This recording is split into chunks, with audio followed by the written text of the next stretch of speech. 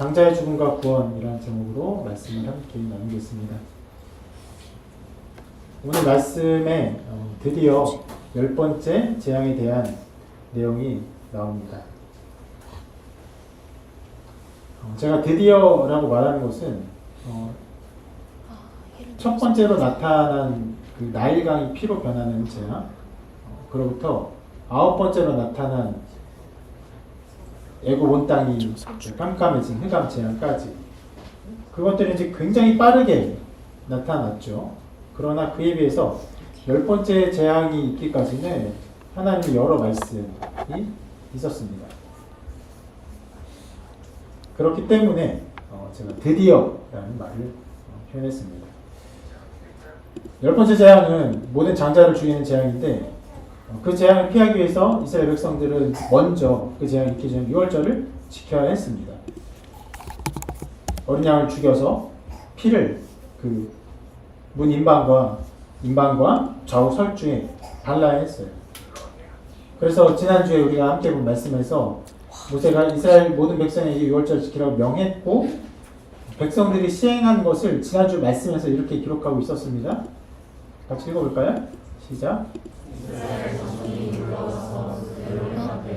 여호와께서 모세와 아론에게 명령하신 대로 행하니라. 지금 굉장히 단순하게 나왔습니다. 왜냐하면 이제까지 유월절을 어떻게 지켜야 하는지는 하나님께서 말씀하셨고, 또 모세가 또 백성이 말하면서 유월절의 내용들이 자세히 나타났기 때문에 백성들이 시행한 모습 자체는 그냥 한 절로 그냥 간단하게 기록되어 있어요. 자, 이렇게 유월절은 그 규례가 시행되었고 10번째 재앙이 나타나는데, 그래서 오늘 말씀에는 10번째 재앙이 나타나고 그 결과가 이렇게 기록되어 있습니다. 순차적으로 보는 것이 맞겠지만 오늘 말씀은 조금 거꾸로 보고자 하는데, 이 재앙으로 인해서 나타난 결과, 그리고 이 결과를 갖고 온 그 재앙 자체를 한번 살펴보도록 하겠습니다. 그래서 오늘 먼저 살펴볼 것은 하나님의 심판으로 인해 나타난 결과를 먼저 보고자 합니다. 31절에 그 결과가 먼저 나오는데 바로의 말입니다. 이렇게 말하죠. 같이 한번 읽어보겠습니다. 시작. 바로가 모세와 아론을 불러서 이르되 너희와 이스라엘 자손은 일어나 내 백성 가운데에서 떠나 너희의 말대로 가서 여호와를 섬기며 너희가 말한 대로 너희 양과 너희 소도 몰아가고 나를 위하여 축복하라 하며. 드디어 바로는 이스라엘 백성을 보내기로 합니다. 가라 이렇게 말하죠. 드디어 하나님의 말씀대로, 또 모세와 아론이 말한 대로 이스라엘 백성을 보냅니다. 드디어 10번째 재앙에 굴복합니다. 아무리 완고한 사람일지라 할지라도 실은 말씀이 계속 강조한 것이 무엇입니까? 좀 기이할 정도로 이 바로의 마음은 완고하다, 딱딱하다, 마음이 이제 돌 같은 사람이다, 이런 것들을 강조했죠. 근데 그런 사람일지라도 하나님의 재앙 앞에서 깨어지지 않을 자가 없습니다. 9번이나 반복된 재앙 앞에서 바로는 여전히 완고했지만 하나님이 10번째 재앙을 보내자 그는 마침내 백성을 보냅니다. 하나님께서는 이때를 작정하셨어요. 이때 보내기를 원하셨습니다. 그래서 이렇게 말씀하셨는데 같이 한번 읽어볼까요? 시작. 여호와께서 모세에게 이르시기를 내가 이제 한 가지 재앙을 바로와 애굽에 내린 후에야 그가 너희를 여기서 내보내리라. 그가 너희를 내보낼 때에는 여기서 반드시 다 쫓아내리니. 반드시 그 일이 이루어질 것이다 말씀하시죠. 10번째 재앙 바로 전에 말씀하신 거예요. 그런데 이제 실은 그 9번째 재앙이 나타나기까지는 하나님께서 바로를 완고하게 하셨다, 완악하게 하셨다, 계속 그렇게 말씀하시면서 바로가 그 마음 돌이키지 않았음을 계속 말합니다. 그런데 10번째 재앙 전에 하나님께서 그렇게 이루어질 것이다, 너희가 나갈 것이다, 바로가 너희를 쫓아낼 것이다, 이렇게 말씀하셨고, 마침내 10번째 재앙이 이루어졌고 바로가 나가게 합니다. 이것은 하나님의 능력을 드러냅니다. 하나님 크신 능력을 선명하게 드러내는 것이에요. 하나님은요, 그의 뜻을 이루십니다. 하나님의 뜻이 이루어지지 않는 것처럼 보일 때가 있죠. 모세와 아론이 이스라엘 백성을 보내라 했을 때 실은 바로가 완고하게 마음을 먹어서 이스라엘 백성을 어떻게 했습니까? 더 어려운 노동 가운데 거하게 했어요. 더 일을 많이 시켰어요. 말도 안 되는 일을 시켰습니다. 그렇게 하나님의 뜻이 이루어지지 않고 상황이 나빠질 때도 있습니다. 그럴 때가 있어요. 그러나 말씀은 우리에게 무엇을 보여줍니까? 하나님의 정한 때에 하나님 뜻은 시행되고 하나님 뜻은 이루어지고 그리고 모든 교만한 것들은 깨어지고 심판받을 자는 반드시 심판받는다. 실은 제가 이러한 말들을 굳이 하지 않아도 이 성경이 그것들을 너무 선명하게 보여주고 있어요. 그래서 어떤 면에서는 지금 설교 이 말씀을 이렇게 전하는 것은요, 성경에 있는 말씀을 그냥 되풀이하는 것이나 다름이 없습니다. 어떤 면에서는 지루하게 느껴지거나 혹은 그냥 별 감각 없이 받아들일 수 있는 그런 해설일 수 있고 그런 설교일 수 있어요. 그런데 성경이 그것을 보여줘요. 수많은 재앙을 통해서 그리고 마침내 10번째 재앙을 통해서 보여주고 싶은 것은 그것입니다. 하나님이 반드시 그 일을 이루십니다. 그리고 교만한 자는 반드시 심판받습니다.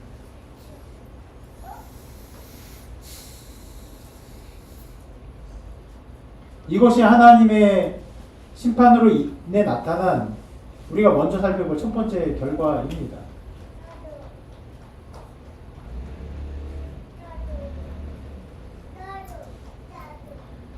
중간에 써 있었던 것처럼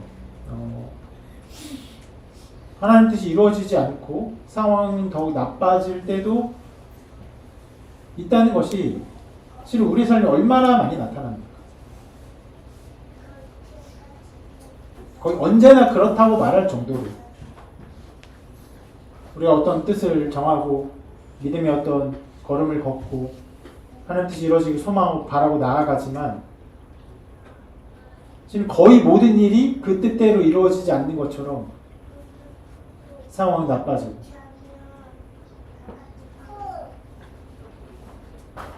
어렵고 힘든 걸음을 걸어야 될 때가 있습니다. 언제까지? 몰라요. 우리는 몰라요. 그러나 마침내 10번째 재앙이 일어나요. 마침내 믿음의 걸음 속에서 하나님 뜻이 시행되고 하나님 뜻이 드러날 때가 이루어집니다.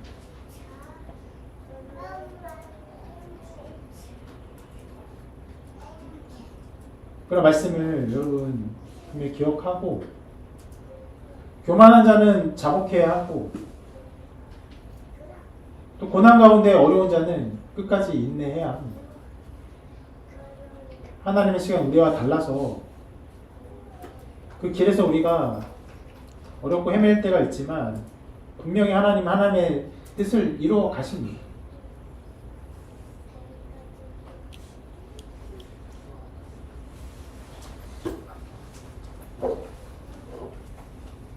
그렇게 하나님의 뜻이 나타나자 바로가 그러면서 항복하고 자복하고 그리고 이스라엘 백성이 출애굽하게 되었습니다. 그런데 이 바로의 말, 출애굽을 하는 이 과정에서의 바로의 말을 보면요, 바로가 여전히 교만한 자라는 것을 알 수 있습니다. 이렇게 말했거든요. 중간인데요. 너희와 이스라엘 자손은 일어나 내 백성 가운데에서 떠나. 이렇게 말해요. 지금 그 애굽의 백성들을요, 자기의 소유인 것처럼 말해요. 하나님의 무서운 심판이 임했음에도 어떤 것을 포기하지 않는 것입니까?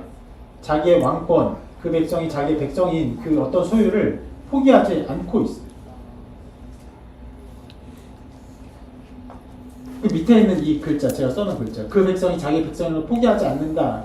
이것만 뜯어놓고 보면요, 어떤 면에서는 하나님께서 그의 백성을 포기하지 않는 그런 그 정말 신실하신 하나님에 대한 성품처럼 보이지만 정반대예요. 인간의 욕심, 권력을 향한 욕심, 그것을 보여주고 있습니다. 심판받는 와중에서도 왜 이스라엘 백성을 보냅니까? 자기의 그 왕권을 보호하기 위해서, 자기의 백성들을 보호해서 그 백성들 가운데 자기를 지키기 위해서 그렇게 하고 있는 것입니다. 실은 그래서 이스라엘 백성을 보낸 다음에 이 마음이 금방 또 완고해집니다. 그래서 뭐라고 말하냐면 곧 이렇게 말해요. 우리가 어찌 이같이 하여 이스라엘을 우리를 섬김에서 놓아 보내었는가. 그러니까 이스라엘을 내보낸 것을 후회해요. 그렇게 어떻게 합니까? 다시금 군대를 출동시키고 자기들 출동합니다. 그리고 나중에 보겠지만 그렇게 출동한 군대가 어떻게 됩니까? 다 그 홍해 바다가 갈라지는 그 장면에서 그 바다에 완전히 수장되죠.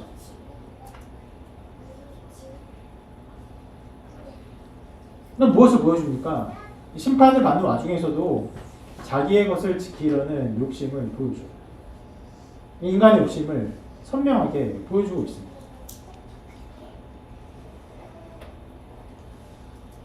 작은 말이지만 그 말 속에 있는 죄의 끈질김을 보아야 돼요. 두려운 하나님의 심판 앞에서도 그것을 두려워하고 그 앞에 자복하고 엎드리고 회개하고 하는 이런 일들이 아니라 그 두려운 일들을 빨리 지나가고 벗어나고 그리고 어떻게 하고 싶은 거예요? 자기 것을 지키고 싶은 거예요. 자기 나라를 여전히 붙들고 싶은 거예요. 여러분 이것이 인간에게 얼마나 끈질기게 붙어있는 죄입니다. 하나님의 일이 나타남에도 불구하고 자복하지 않고 엎드리지 않고 자기 욕심을 부리는 것.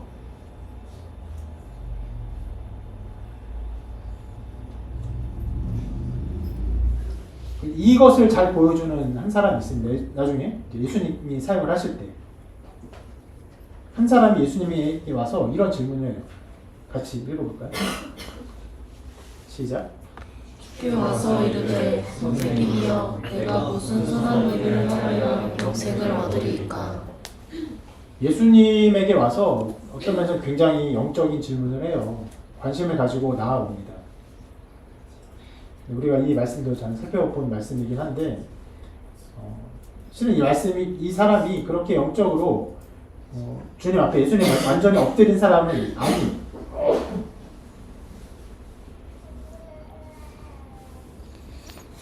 그때 예수님께서 이런 말씀을 하십니다.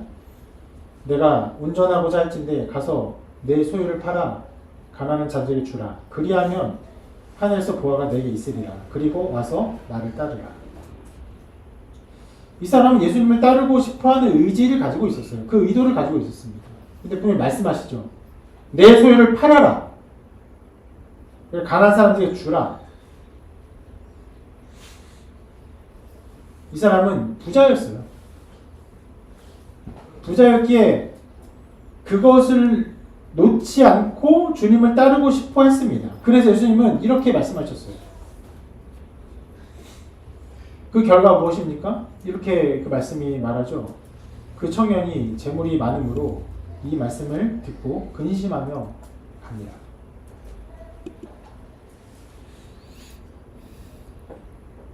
굉장히 긴 그 세월의 차이가 있습니다. 수천 년의 차이가 있지만 이 바로에게나 이 부자 청년에게나 모두가 자기의 것을 놓지 못하고 욕심 부리고 하는 모습들이 그대로 나타나요.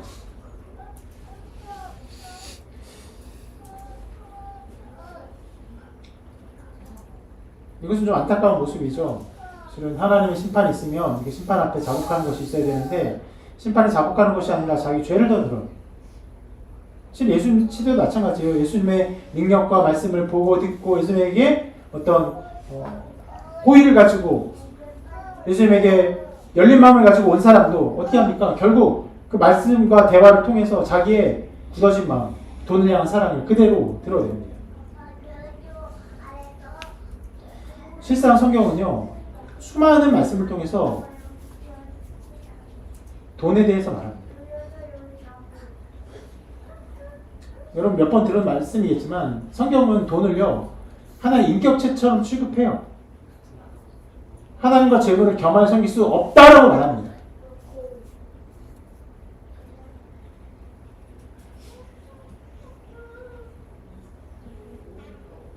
그렇게 바로는 하나님의 심판 앞에서 자복했어요. 자복하면서도 여전히 자기의 것을 놓지 않고 붙드는, 실은 나중에 그 욕심이 너무 커서 이스라엘 백성을 다시 잡아오고자 하죠. 그리고 멸망합니다. 이것이 오늘 말씀의 결과로 나오는 첫 번째 반응이 바로의 반응입니다. 두 번째로 나타나는 반응은요, 바로 백성들의 반응입니다. 바로가 그렇게 가라 이렇게 말을 한 것, 그리고 백성들도 이런 말을 합니다. 한번 같이 읽어볼까요? 시작. 일곱 사람들은 말하기를 우리가 다 죽은 자가 되도다 하고 그 백성을 재촉하여 그 땅에서 속히 내보내려 하므로. 자, 여기서 애굽 사람들이 한 말은 조금은 특이합니다. 왜냐하면 장자가 죽었어요. 마다들이 죽었습니다. 이제 이 말을 하는 사람들은 살아있죠. 살아있으니까 저런 말을 하겠죠. 근데 뭐라고 말합니까? 우리가 죽은 자가 되었다. 지금 정반대예요. 이 사람들은 안 죽었어요. 산자입니다. 근데 그렇게 말을 해요. 우리가 죽은 자가 되었다. 이런 고백의 한 측면은 하나님이 내린 심판의 결과로 나타난 슬픔, 고통을 보여줍니다. 장자를 잃었기 때문에 자기들이 살 의지를 잃어버리고 죽은 것과 다름없다고 생각하는 것이죠. 가장 인간이 겪는 가장 최고의 고통이죠. 무엇입니까? 자녀의 죽음.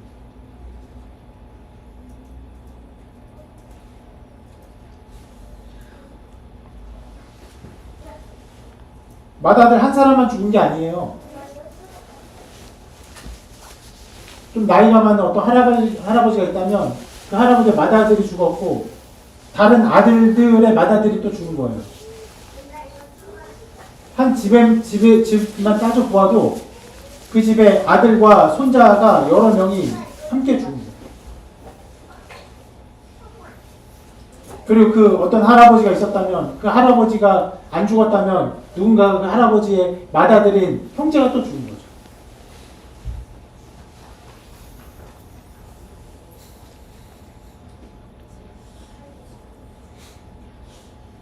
수많은 사람이 죽기에 소망을 잃어버렸어요.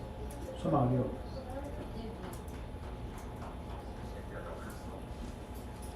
얼마 전에 이렇게 비유하는 건 좀 이상한데요. 무한 공항 그 사고가 있었을 때 이제 1주년이 지났잖아요. 그때 있었던 어떤 사람의 이야기를 잠깐 보았는데 나이 많은 아저씨 한 60, 70대 그런 사람이었는데 여행 가자고 했는데 자기는 이제 안 가겠다 해서 이제 아내 그리고 아들, 며느리, 손자 다 죽었어. 자기만 살 소망이 없어. 좀 소망이 없겠죠. 어떻게 살아갑니까? 그런 일이 일어난 거예요. 다 죽었어. 또 우리가 죽은 자가 되었다. 살았으나 죽은 자가 되었어. 끔찍한 비극 속에 있는 것입니다.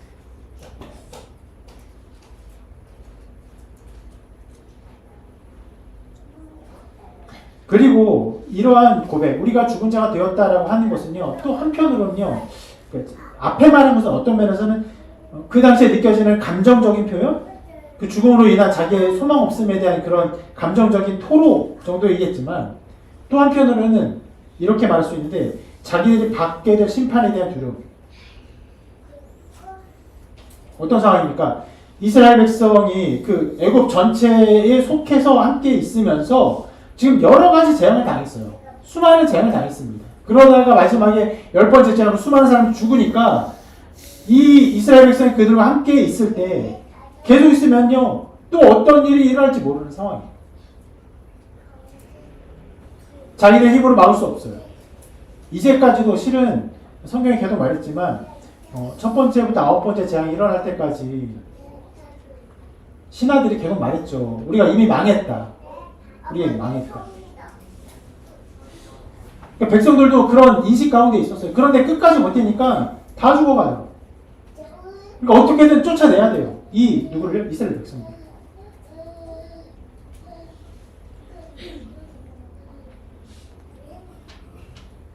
그런 심판의 어떤 무서움 앞에서 자기들의 죽음의 두려움을 생각하지 않을 수 없고 두려운 그 마음만 표현할 뿐입니다.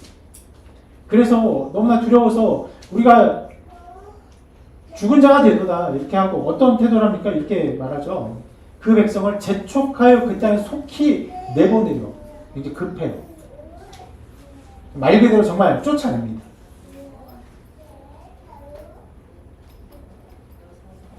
어떤 면에서 재앙이 일어나고 바로 와 이런 말을 하고 그래 우리가 나갈게. 그리고 차근차근 나갈 준비를 하고 이런 게 아니에요. 그 죽음의 재앙이 일어나자 애국 사람들이 그들과 더 이상 있을 수 없다고 하면서 그들을 쫓아내는 것입니다. 쫓겨나는 것입니다.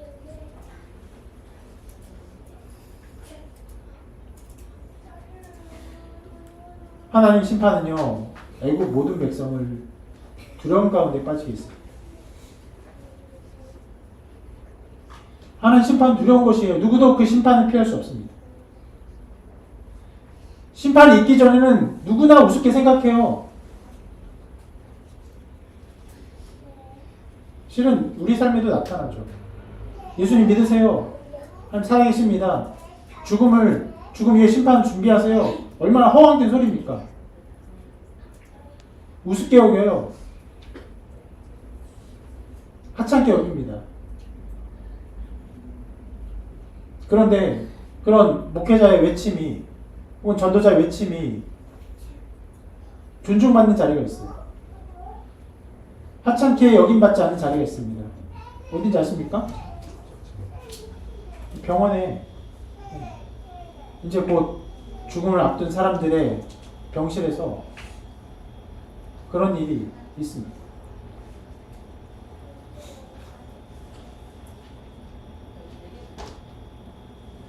실은 병실도 좀 차이가 있어서 어느 정도 건강한 병실이 있잖아요. 사람들이 그냥 조금 회복하면 나올 수 있는 그런 병실에 목회자가 가서 병문안하고 기도하면 때때로 요즘엔 병문안도 잘 못합니다. 병문안도 좀 약간 구시대의 목회 산물이 됐어요.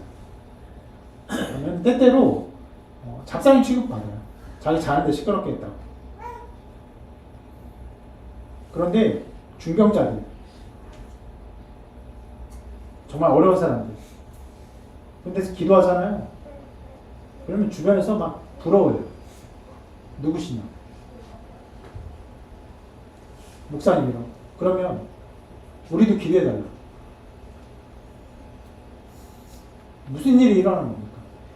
죽음을 앞에 두고 그 죽음을 맞이하고 죽음을 대면하기 전까지는 이 모든 것들이 우습게 여겨져요. 하나님, 죽음, 심판, 구원? 그게 뭔 상관이 있는데? 내가 밥 먹고 벌어먹고 사는 게 제일 중요해요. 오늘 아침에 뭐 먹는 게 중요하고 내가 회사 가는 게 중요해요. 내가 돈 버는 게 중요해요. 죽음 앞에 두면요 두렵습니다.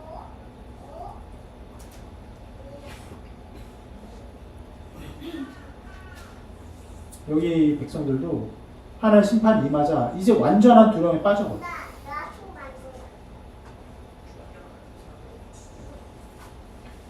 그렇게 하나님의 이름을 멸시하고 조롱하지만 하나님 심판이 마침내 임하면요 피조물들은 하나님 진노 앞에 두려움밖에 표현할 것이 없어요.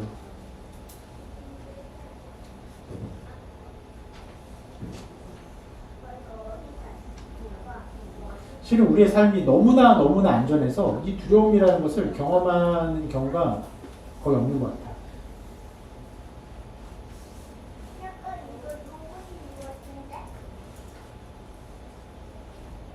아까 말한 것처럼 중병에 걸렸을 때 그런 두려움을 경험합니다. 어떤 사고가 일어날 것 같은 어떤 상황에 정말 비껴가는 것을 경험하면 내가 이해하지 못하는, 내가 정말 상상하지 못한 두려움이라는 게 있구나. 나를 완전히 둘러싸서 아무것도 하지 못하게 하고. 예전에는 그런 게 더 많았죠. 왜요?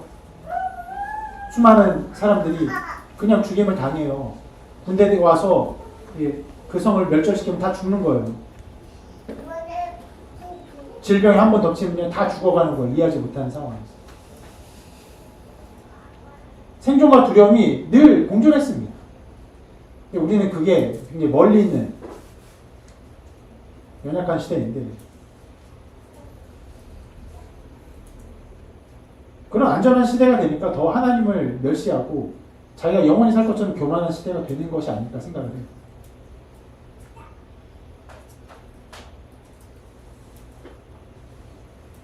하나님 심판은 무서운 것입니다. 두려운 것이. 그래서 말씀은요, 언제나 하나님 심판을 말할 때 이렇게 말하는데, 이렇게 말씀합니다.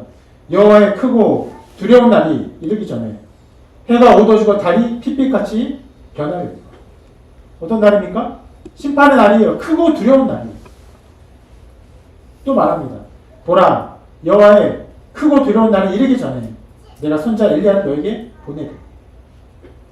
여기서 엘리야는 바로 엘리야와 같은 성정을 가진 선지자 예수 그리스도를 말하는 거예요. 크고 두려운 날이 임합니다. 그 두려운 날이에요. 예수님께서 이렇게 말씀하신 심판의 날을, 그 날에는 아이 벤 자들과 젖 먹이는 자들에게 화가 있으리로다. 너희가 도망한 일이 겨울에나 안식일이 되지 않도록 기도하라. 이는 그때 큰 환란이 있겠습니다. 창세부터 지금까지 이런 환란이 없었고 후에도 없으리라. 하나님 심판의 때는요, 두려움으로 가득 찬 때예요. 그리고 이 출애굽의 심판은요, 그 두려움이 무엇인지 작은 조각을 우리에게 보여주는 것이에요.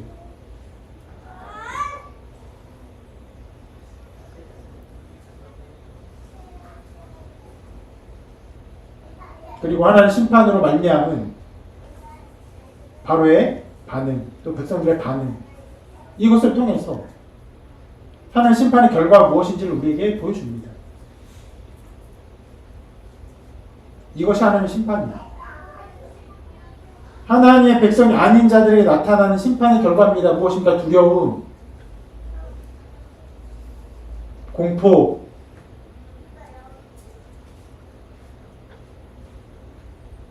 어떤 면에서는 더 말할 것도 없어요. 근데 그 일로 말미암아 어떻게 됩니까? 이 하나님의 일로 말미암아 이스라엘 백성이 어떤 일이 일어났죠? 바로 드디어 출애굽하게 됩니다. 구원이 일어나요. 400년간 종살이했던 그것이 완전히 풀려납니다. 그런데 이 출애굽을 할 때에 좀 기묘한 일이 한 가지 일어나요. 하나님의 돌보심의 일이 일어나는데 이렇게 말씀합니다. 우리 같이 한번 읽어볼게요. 시작. 이스라엘 자손이 모세의 말대로 하여 애굽 사람에게 은금해물과 의복을 구하매 여호와께서 애굽 사람들에게 이스라엘 백성에게 은혜를 입히게 하사 그들이 구하는 대로 주게 하심으로 그들이 애굽 사람의 물품을 취하였더라. 자, 이제 그림을 보면은 재앙이 일어나고 애굽 사람이 너무 들어, 정말 너무 들어. 우리가 죽은 자가 됐어. 나가 뭐 내쫓고 있는데 막 내쫓을 때 이스라엘 백성이 그냥 안 나갔어요. 어떻게 했다고요? 모세의 말대로 하여 애굽 사람이 은금 패물과 의복을 구해요. 이미 하나님께서 모세에게 그렇게 해라, 백성에게 해서 은금 패물을 구하게 하라 했기 때문에 백성이 듣고 그것을 시행하고 있는 것입니다. 어떤 면에서는 굉장히 잔인한 일처럼 보여요. 장자가 죽고 장손이 죽고 장자의 형이 죽고 이런 비극과 죽음의 어떤 공포 속에 사로잡힌 사람들한테 우리 죽었어, 우리 망했어, 나가 이런데 뭐라고요? 야, 은 좀 줘, 금 좀 줘, 야, 폐물 좀 줘, 야, 옷 좀, 이러고 있는 거예요.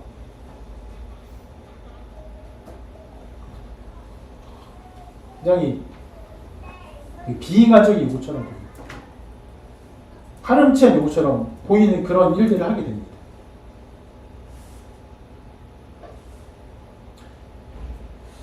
근데 하나님께서 요구하셨습니다. 그렇게 해라, 그렇게 구해라.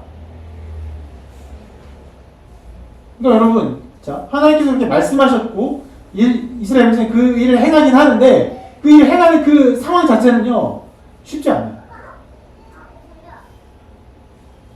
정서적으로도 어렵고, 상황적으로도 굉장히 어려워요. 받을 수 있을지도 모르겠는 상황이에요. 도리어 그런 요구를 하면은, 도리어 더 미움받아서 무언가 일이 일어나지 않을까 걱정할 수 있는 상황입니다. 그래서 실은 이 일에 하나님의 도우심이 필요했습니다. 그냥 될 수 있는 일이 아니었어요. 그래서 말씀을 이렇게 기록하죠. 밑에 여호와께서 애굽 사람들에게 이스라엘 백성의 은혜를 입히게 하사 그들이 구하는 대로 주게 하심으로 그들이 애굽 사람의 물품을 취하였더라. 취하긴 취했는데 그 취하는 모든 과정에서 하나님께서 은혜를 주셨다라고 말을 해요. 그것이 아니었으면 그들이 얻을 수 없는 상황임을 우리가 알 수 있습니다. 굳이 뭐 이렇게 강의 말 안 해도 얼마나 그런 일입니까? 사람 죽었는데 야 금 좀 줘. 야 돈 좀 내놔. 야 너 그 옷 좀 줘. 여러분 잔인한 일이죠. 근데 이 모든 것이 이루어졌고 그 일이 하나님의 은혜라고 말씀합니다. 여러분 이 과정을 한번 생각해 봅시다. 자, 하나님께서 먼저 10번째 재앙이 일어나기 전에 이스라엘 백성에게 이것을 명하셨어요. 무엇을요? 은금 폐물을 구해라. 그리고 10번째 재앙이 일어났습니다. 그러니까 애굽 사람은 어떻게 됐습니까? 애굽 사람이 완전히 이제 멘탈이 나갔어요. 카오스에 빠졌어요. 완전히 패닉에 빠졌어요. 두려움에 공포에 사로잡혔어요. 자, 그때에 이스라엘 백성들은 하나님의 뜻대로 은금패물을 구했어요.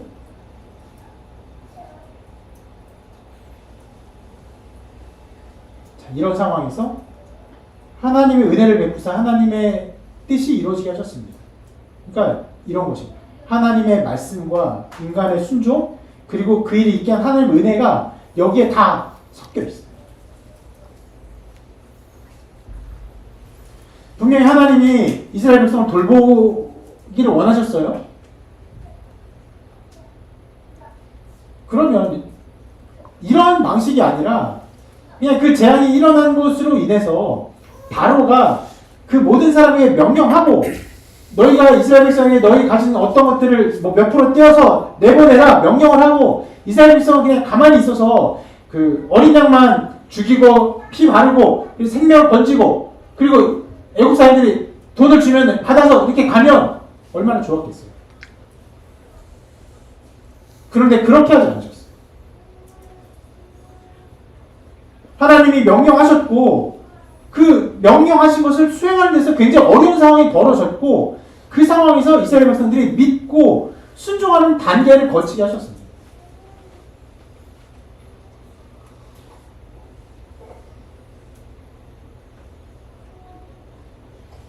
하나님 우리를 돌보시는데 하나님 이스라엘 백성을 돌보시는데 그들의 쓸 것을 채워주시는데 무엇이 필요했어요?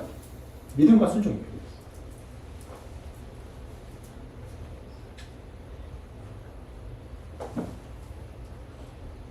그리고 믿음과 순종이 일어날 때 어떻게 하세요? 하나님이 은혜를 베푸세요.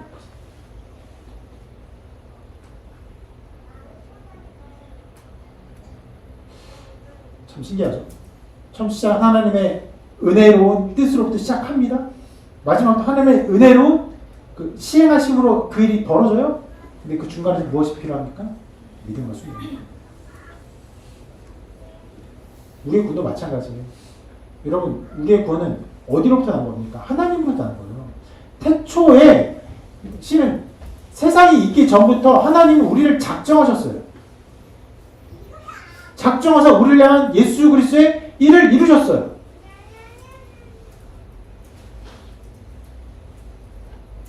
그런데 그 일이 이루어지기 마침내 그 일이 열매 맺기까지 무엇이 필요합니까? 우리가 듣고 믿고 고백하는 우리의 이 과정들이 필요해요. 자동적으로 이루어진 것이 아니라 여러분의 고뇌와 생각과 어떤 마음의 결단들이 필요해요.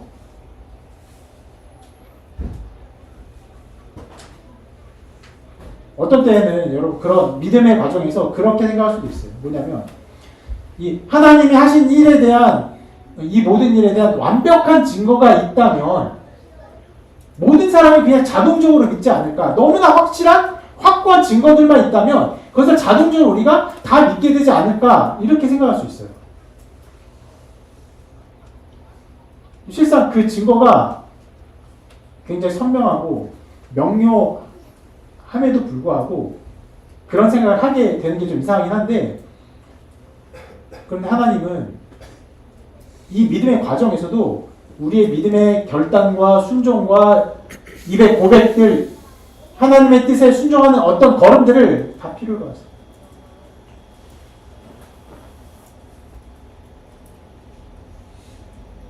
그리고 우리가 믿고 고백할 때 예수님 나의 구주이심을 믿습니다. 그리고 고백할 때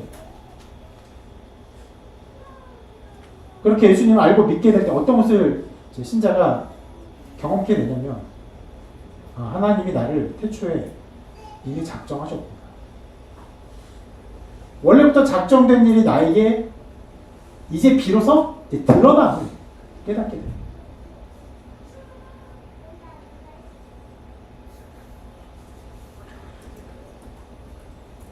자, 이렇게 하나님의 일로 말미암아 이 결과들이 나타났습니다. 하나님의 은혜로 말미암아 또 응급회복을 얻게 되었어요. 자, 이 모든 일이 일어나게 된 첫 시작점, 이 원인을 이제 한번 살펴보도록 하겠습니다. 이 결과들의 원인을 다른 것이 아니죠. 하나님의 10번째 재앙 때문입니다. 그 10번째 재앙을 이렇게 말씀합니다. 같이 한번 읽어볼게요. 시작. 중에 여호와께서 애굽 땅에서 낳은 처음 난 것, 곧 왕의 앉은 바로의 장자로부터 목에 갇힌 사람의 장자까지와 가축의 처음 난 것을 다 치심해. 10번째 재앙이 이렇게 나타나는데 이 말씀 안에 그 나타난 하나님의 일하심에, 심판하심에 어떠함을 좀 살펴보도록 하겠습니다. 먼저 그 말씀에 가장 먼저 나온 부분, 밤중에 일어났어요. 왜 밤중에 일어났을까요? 이렇게 물어보고 싶어요. 거꾸로 낮에는 하실 수 없었을까요? 왜 낮에는 심판이 일어나지 않았을까요? 왜 하지 않았을까요? 뭐 이게 여러분 군사작전입니까? 사람들이 자고 있을 때 방심할 때 몰래 가서 죽일 수 있는 거예요? 아니잖아요. 하나님의 능력으로 그냥 모든 장자가 그냥 일거에 죽는 거예요. 왜 낮에 안 하고 밤에 합니까? 뜻이 있는 거예요. 하나님이 일부러 그렇게 하신 거예요. 하나님은 이 출애굽이라는 어마어마한 사건을 보이시면서 예수 그리스도의 죽으심과 부활, 하나님의 구원에 대한 가장 명료한 모형인 이것을 보이시면서 이 심판이 일부러 밤중에 나타나게 하셨어요. 밤중 어떤 시간입니까? 모든 사람이 다 자는 시간이에요. 성경은 종종 그 잠을요 죽음이라고 표현해요. 저는 우리가 잠을 자는 이유를 뭐 의학적으로 뭐 어떤 여러 가지 것들이 필요하다라고 생각해서 우리가 잔다 하지만, 신학적으로는 우리가 날마다 죽는 존재인 것을 기억하는 하나님의 통치라고 생각합니다.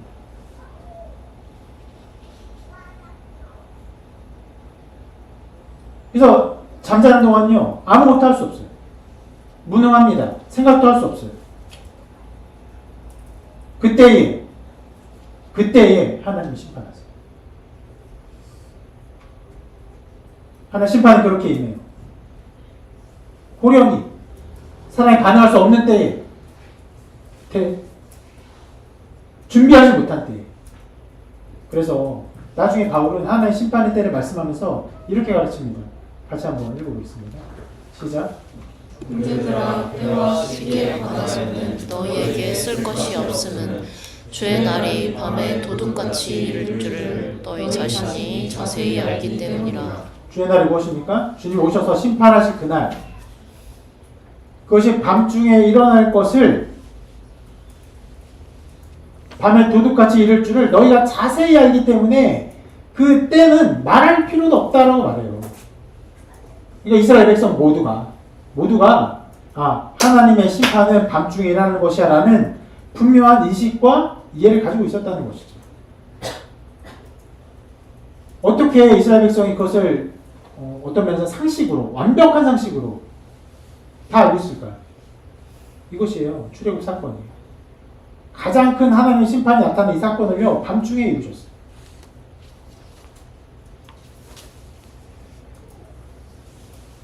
이것은 일부러 하나님 그렇게 베푸신 거예요. 하나님은 그렇게 사람이 준비하지 못한 때에, 준비할 수 없는 때에 심판하신다.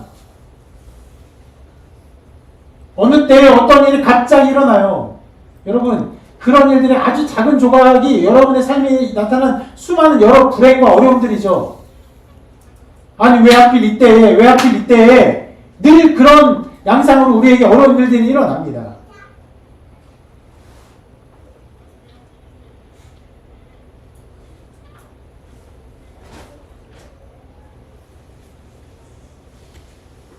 그래서 대비하는 것이 지혜롭죠.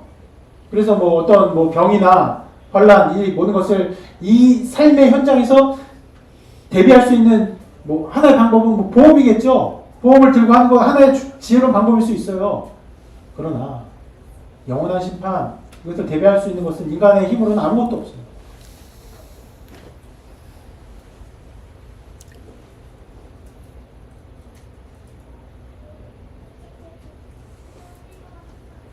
하나님 심판 밤에 나타납니다. 밤중에 준비하지 못한 때. 그래서 바울이 이렇게 가르칩니다. 형제들아, 너희는 어둠에 있지 아니하며 그날이 도둑같이 너희에게 임하지 못하리니 너희는 다 빛의 아들이요 낮의 아들이라. 우리가 밤이나 어둠에 속하지 아니하나니 그러므로 우리는 다른 이들과 같이 자지 말고 오직 깨어 정신을 차릴지라. 특별한 존재론적인 것을 말합니다. 우리가 어떤 존재라고 말합니까? 낮의 아들의 빛의 아들이에요. 예수 그리스도, 빛이신 그리스도로 말미암아 거듭난 존재, 새로운 존재. 우리는 이미 존재 자체가 빛의 아들이에요. 그럼 우리는 밤에 있지 아니에요.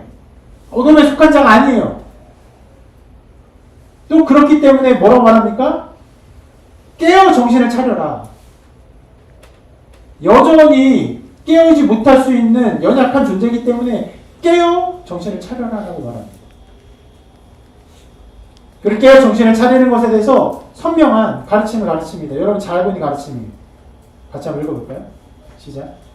항상 기뻐하라. 쉬지 말고 기도하라. 범사에 감사하라. 이것이 그리스도 예수 안에서 너희를 향하신 하나님의 뜻이니라. 이것이 우리가 깨어 정신을 차리는 길입니다.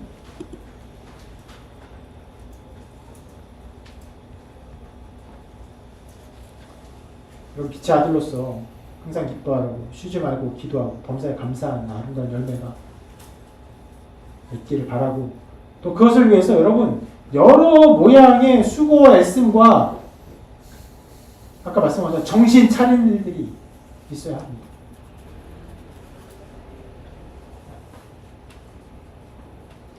그리고 오늘 말씀 그렇게 밤중에 이것을 말하고, 또 이보다 더 중요한 게 있죠.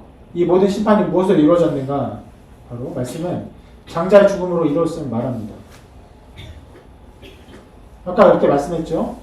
이렇게 말씀합니다. 애굽 땅에서 모든 처음 난 것, 모든 것이 왕위는 바로의 장자, 아주 존귀한 사람도 그 장자가 죽었고, 옥에 갇힌 사람도, 감옥에 있는 사람도 장자가 죽고, 심지어 가축도. 여러분, 장자의 죽음을 성경은, 이 말씀은, 이 심판은 엄청나게 강조합니다. 장자의 죽음을 통해 하나님의 진노가 나타났습니다. 하나님 진노를 쏟아내셨어요. 그 진노 속에서 이스라엘 백성 어떻게 구원받습니까? 단 하나예요. 어린 양, 보혈의 피로, 어린 양의 피로 구원받았어요. 어린 양 죽여서, 순전 어린 양을 죽여서 그 피를 바름으로 구원받았습니다.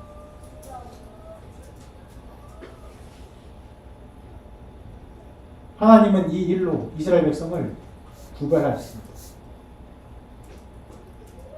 여러분, 제가 밑에 세 줄을 이렇게 적었는데 이 세 줄이 바로 하나님이 하시는 구원사예요.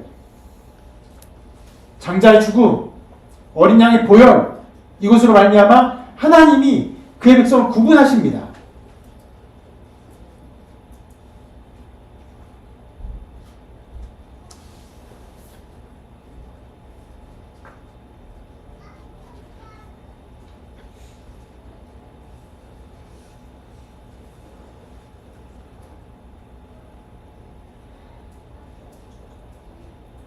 출애굽 사건이 인간의 장자의 죽음으로 하나님의 심판을 나타내셨죠. 그리고 이 모든 일의 궁극적인 완성이 십자가죠. 십자가는요, 하나님의 아들의 죽음으로 하나님 심판을 나타내십니다.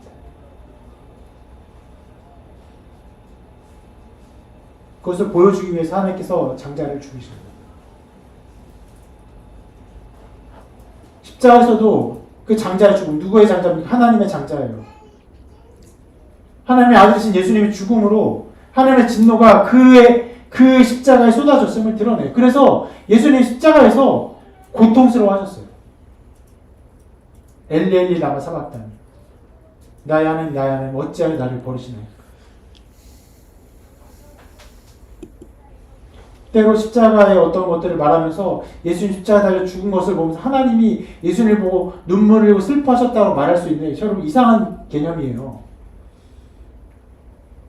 도리어 하나님은 예수 그리스도의 십자가에 진노를 쏟으셨다고 하는 것이 더 성경적으로 맞는 개념입니다. 물론 슬픔과 아픔, 고통, 이런 것들이 함께 섞여 있긴 하죠.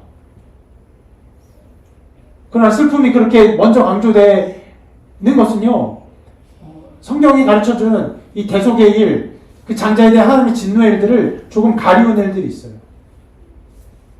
부모가 자녀를 사랑하는 그 마음만 강조하는 것처럼.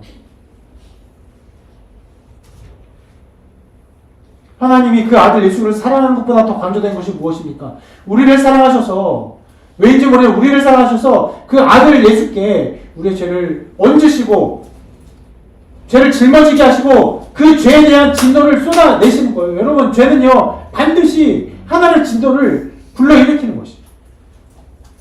여러분, 흉악한 죄를 보면요, 죄에 대한 어떤 마음이 듭니까? 여러분 마음 안에 그냥 그렇구나 합니까?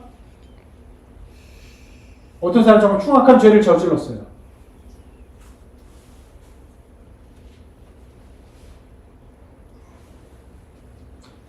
지금 미국에도 좀 난리가 났죠.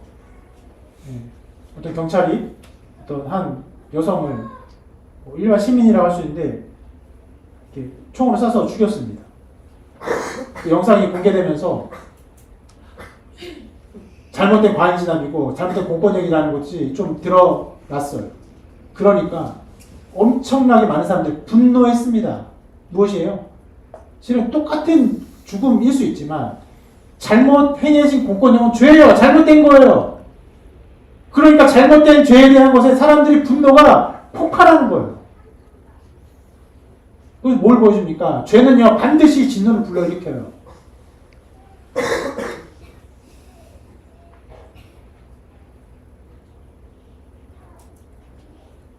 하나님은 진노하십니다. 그리고 예수 그리스도 십자가 위에 하나님은 모든 진노를 쏟으셨어요. 실은 이것이 완전한 하나님의 심판이기 때문에 이 심판에 대해서 바울이 이 십자가에 대해서 이런 놀라운 선포를 하죠. 이 예수를 하나님이 그의 피로써 믿음으로 말미암은 화목제물로 세우셨으니, 예수님이 화목제물로 십자가에 달렸음을 말하는 거예요. 근데 이렇게 말하면 이는 하나님께서 길이 참으시는 중에 전에 지은 죄를 간과하심으로 자기의 의로심을 나타내려 하심이니. 실은 이 구절만으로도 말 그대로 1시간을 설교해도 되는 거죠. 무슨 말입니까?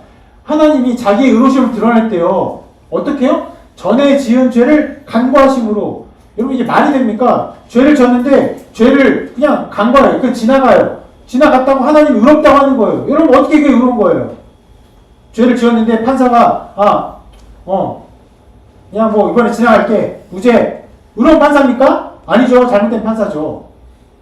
근데 하나님 그렇게 하셨대요. 전에 지은 죄.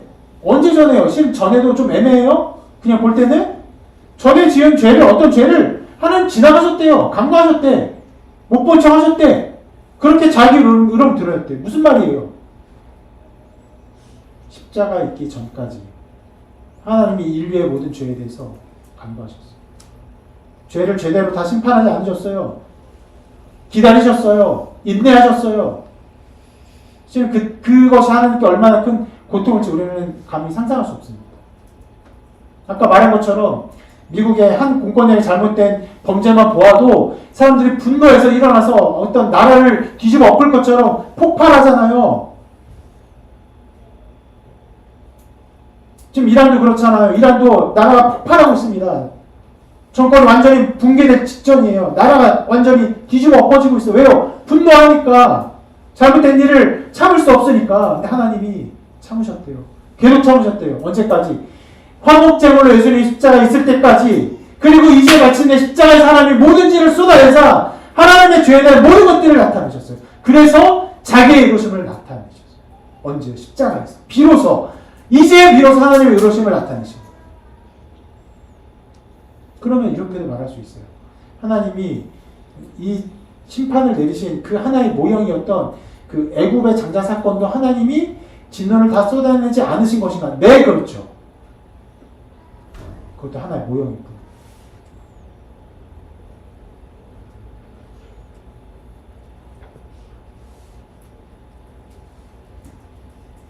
그렇게 하나님의 아들이 죽으셨고 장자가 죽으셨고 하나님의 어린 양이 죽으셨어요.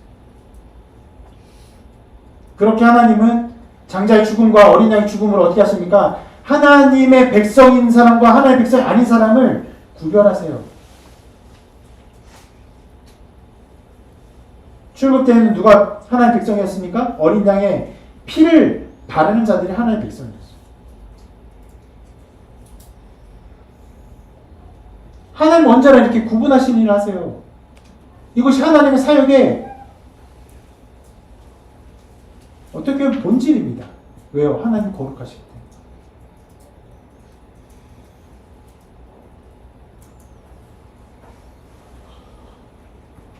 실은 우리도 늘 이런 걸 해요. 뭐랍니까? 어떤 면에서는 그 구분을 합니다. 한국인으로 태어났기 때문에 어디 가면 한국인을 만나고 싶어요. 우리 존재로 말미암아 우리 존재에 합당한 어떤 존재를 찾아 만나고 기뻐하고 즐거워합니다. 본성이 새겨진 일이에요. 하나님도 구분하세요. 하나님의 거룩한 백성을 구분하세요. 주님께서 말씀하죠. 말씀 같이 읽어볼게요. 시작. 이자가 자기 영광으로 모든 천사와 함께 올 때 자기 영광의 보좌에 앉으니 모든 민족을 그 앞에 모으고 각각 구분하기를 목자가 양과 염소를 구분하는 것 같이 하여 양은 그 오른편에 염소는 왼편에 두리라. 그때 은근히 그 오른편에 있는 자들에게 이르시되 내 아버지께 복받을 자들이여 나와 창세로부터 너희를 위하여 예비된 나라를 상속받으라. 하나님은 그렇게 구별하십니다. 양과 염소를 반드시 구별하십니다.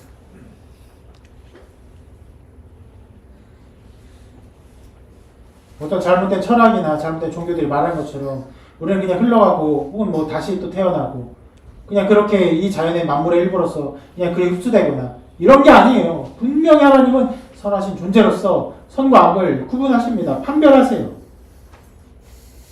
실은 이 구별이 중요하기 때문에 오늘 말씀에서 굉장히 특이한 게 있어요. 자, 출애굽 하나님께서 10번째 재앙을 일으키시고 그 이스라엘 백성이 바로가 반응하고 이스라엘 백성 그러니까 애굽이 반응하고 이스라엘 백성이 나왔잖아요. 출애굽하고 곧바로 또 뭐가 일어나면 유월절 규례가 다시 또 주어져요. 갑자기 뜬금없이. 누가 이 사건에 어떤 글을 쓰면은 굉장히 두서없이 쓴 것처럼 주어집니다. 왜 주어졌냐? 하나님의 구분하심이 하나님의 백성이 누구인지가 중요하기 때문에 이것이 이 사역의 가장 핵심이기 때문에 유월절 규례를 다시 말합니다. 그래서 뭐라고 말하냐면 앞에 유월절 규례를 말할 때 말하지 않았던 부분을 조금 더 첨가해서 이렇게 기록하고 있어요. 읽어볼게요. 이렇게 기록하고 있는데 시작. 여호와께서 모세와 아론에게 이르시되 유월절 규례는 이러하니라. 이방 사람은 먹지 못할 것이나 각 사람이 돈으로 산 종은 할례를 받은 후에 먹을 것이며 거류인과 타고픈 꾼은 먹지 못하리라. 유월절 규례에 참여할 수 있는 사람이 누구인지 이것을 다시 한번 언급하고 있어요. 왜 그러냐면은 자, 출애굽할 때 출애굽하는 상황에서 이스라엘만 나오지 않았습니다. 이렇게 기록하고 있어요. 읽어볼게요. 시작. 이스라엘 자손이 라암셋을 떠나서 수곳에 이르니 유아 외에 보행하는 장정이 60만 가량이요 수많은 잡족과 양과 소와 심이 많은 가축이 그들과 함께 하였으며. 자, 양과 소와 가축은 괜찮은데 누가 섞였냐면 바로 잡족이 섞였어요. 수많은 족속들이 함께 나오고. 그러니까 수많은 족속들이 이스라엘 백성 함께 나왔기 때문에 이제 그들이 가면서 해가 바뀌고 유월절을 지키는 데 있어서 누가 하나님의 백성인지를 다시금 정확히 구분할 필요가 있는 거예요. 그러니까 여러분 말씀이 무엇을 강조하냐면 하나님이 바로에게 진노하셨고 바로가 하나님의 그 재능, 그 능력에 놀라서 그리고 두려워해서 이스라엘 백성을 내보냈다. 이게 중요한 게 아니라 하나님의 백성을 구분하셨음을 말씀이 강조해요. 누가 하나님의 백성이냐? 어떤 사람의 백성이냐? 아까 말씀에 나왔죠. 이방인은 안 돼요. 기본적으로 이스라엘 회족이 됩니다. 그리고 종들 중에서도 누가 되냐면 돈으로 산 종이면 할례를 받은 사람. 뭐예요? 돈으로 산 종이 뭐예요? 그 생명값을 주고 생명을 그 이스라엘 백성에게 속하게 된. 그러면서도 자기가 할례를 받겠다고 해서 할례를 받아서 하나님의 백성이 되겠다고 고백한 사람들만 유월절의 규례에 참여할 수 있는 것이.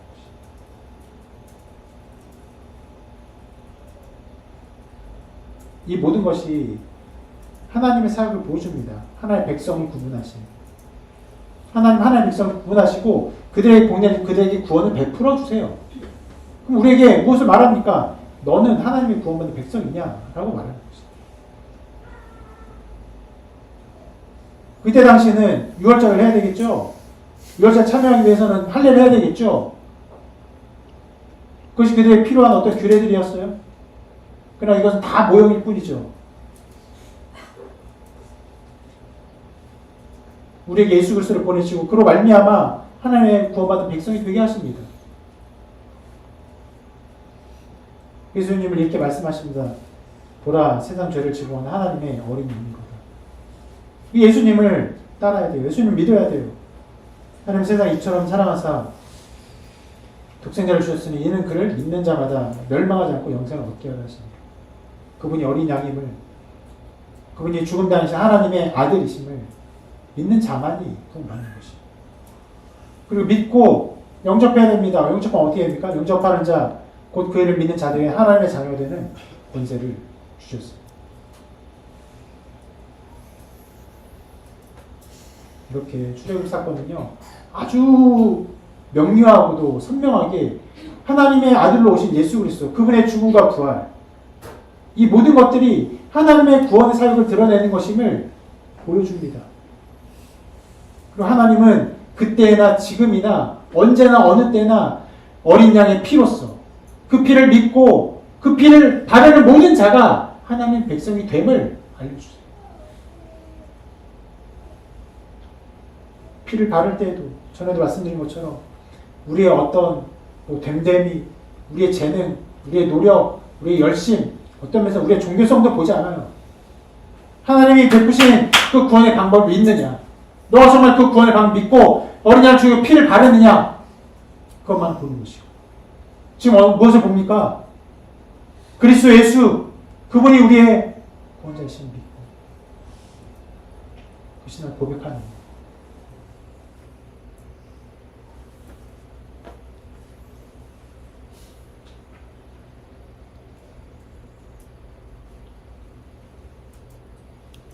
이 말씀들을 기억하면서